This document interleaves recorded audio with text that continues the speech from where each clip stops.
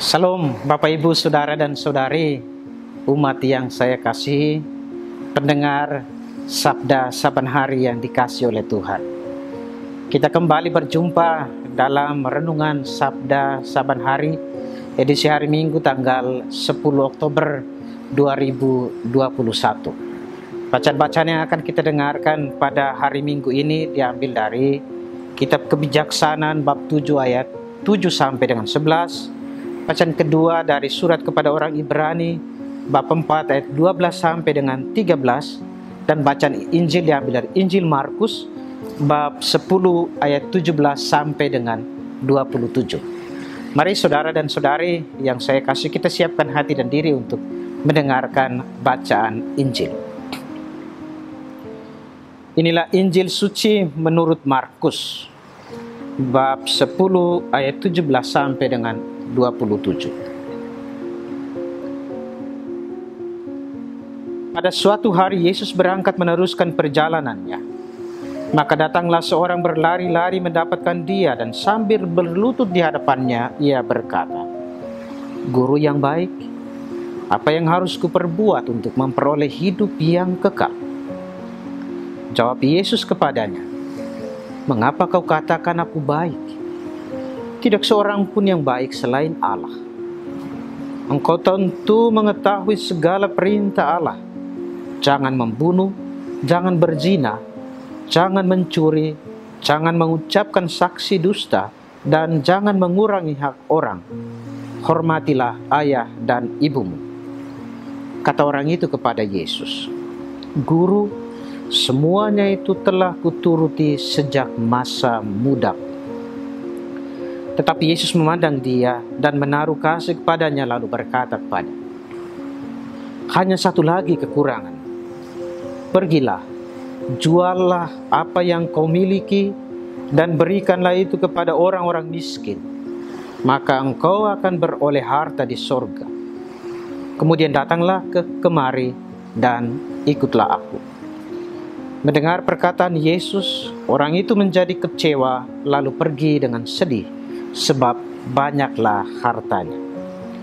Lalu Yesus memandang murid-murid di sekelilingnya dan berkata kepada mereka, "Alangkah sukarnya orang yang beruang masuk ke dalam kerajaan Allah." Murid-murid tercengang mendengar perkataannya itu, tetapi Yesus menyambung lagi, "Anak-anakku, alangkah sukarnya masuk ke dalam kerajaan Allah. Lebih mudah seekor unta melewati lubang jarum daripada seorang kaya masuk ke dalam kerajaan Allah." Para murid semakin gempar dan berkata seorang kepada yang lain, "Jika demikian, siapakah yang dapat diselamatkan?" Yesus memandang mereka dan berkata, "Bagi manusia hal itu tidak mungkin, tetapi bukan demikian bagi Allah. Sebab bagi Allah segala sesuatu adalah mungkin." Demikianlah sabda Tuhan. Terpujilah Kristus. Bapak, Ibu, Saudara dan Saudari yang terkasih, mari kita coba hening sejenak untuk coba meresapi apa yang dikisahkan kepada kita oleh penginjil Markus dalam bacaan Injil tadi. Orang yang datang kepada Yesus punya tujuan yang mulia. Dia bertanya, "Apakah caranya supaya saya bisa memperoleh hidup yang kekal?" Dan dalam catatan Markus, orang itu dia katakan ketika Yesus mengatakan segala perintah Tuhan, dia katakan, "Semua itu sudah saya lakukan.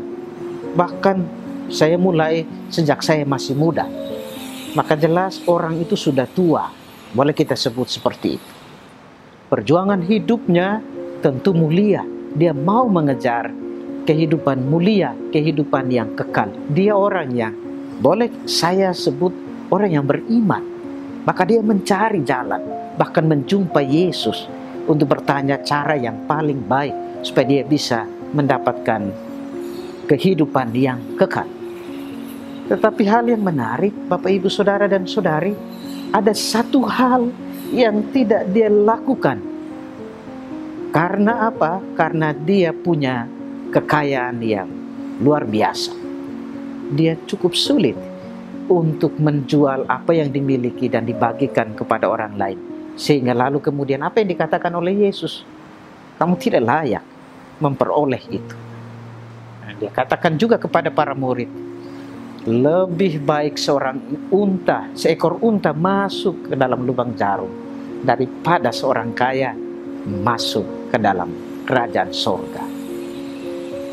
Tentu kita akan bertanya, apakah dengan demikian Tuhan Yesus benci orang yang kaya? Saya pikir kalau kita berpikir demikian, maka kita keliru untuk memahami apa yang mau dikatakan oleh Yesus kepada kita. Yesus sama sekali tidak membenci orang kaya. Yesus membenci orang yang peliti, orang yang hanya memikirkan diri sendiri, orang yang hanya berjuang untuk memperoleh kenyamanan bagi diri, atau bahkan orang yang oleh karena berkat Tuhan dia memperoleh kelimpahan harta, katakanlah seperti itu, lebih baik dari orang lain. Tetapi lalu kemudian apa yang diperoleh itu tidak dibagikan kepada yang lain. Itu yang Yesus benci, itu yang Yesus koreksi. Mungkin di dalam kehidupan kita sama seperti apa yang digambarkan dalam penginjil Lukas. Orang itu yang datang bahwa semuanya saya sudah patuhi, hukum Tuhan sudah saya laksanakan. Mungkin juga kita tampakkan luar kita begitu baik, begitu pantas, dan orang lain mengagumi kita. Bahkan kita merasa jauh lebih baik dari orang lain. Tetapi satu hal yang mau dikoreksi oleh Tuhan pada hari ini adalah, apakah kita mau memberi diri bagi orang lain atau tidak. Kerelaan dan kesanggupan dari diri kita untuk berbagi, bersolidar, compassion, bela rasa dengan orang lain di dalam kehidupan kita, itu adalah letak di mana kita juga akan memperoleh kehidupan kekal. Ada satu yang belum kamu lakukan, yaitu bahagiakan sesama. Berilah dirimu kepada sesama, maka kamu juga akan memperoleh berkat yang luar biasa. Saya mau menutup permenungan sederhana ini dengan mengatakan begini. Kerap kali kita memiliki kesulitan untuk bisa memberi bantuan kepada orang lain, karena kita punya kalkulasi, saya tidak punya lebih. Tetapi ingat saudara dan saudari, Tuhan membekali kita dengan berkat-Nya.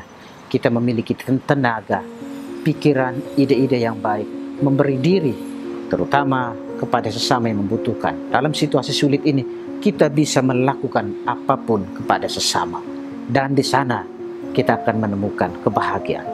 Kebahagiaan kita tidak terutama terletak pada apa yang kita punya. Punya mobil mewah, punya rumah mewah, punya segala-galanya. Tidak. Kebahagiaan kita terletak pada bagaimana kita membahagiakan orang lain di dalam kehidupan kita. Bagaimana kita memberi diri dengan setulusnya kepada orang lain, sehingga orang lain juga bisa mengalami dan merasakan kebaikan Tuhan. Mari saudara dan saudariku, kita benahi hidup kita. Berikanlah dirimu, biarkanlah dirimu menjadi saluran berkat yang mendamaikan, yang membahagiakan sesama. Panggilan kita terletak di situ. Bukan kita dipanggil supaya menjadi orang sukses. Tidak, kita dipanggil untuk menjadi orang yang mau memberi diri bagi sesama kita. Lakukan itu, Tuhan yang Maha Baik memberkati kita sekalian. Amin.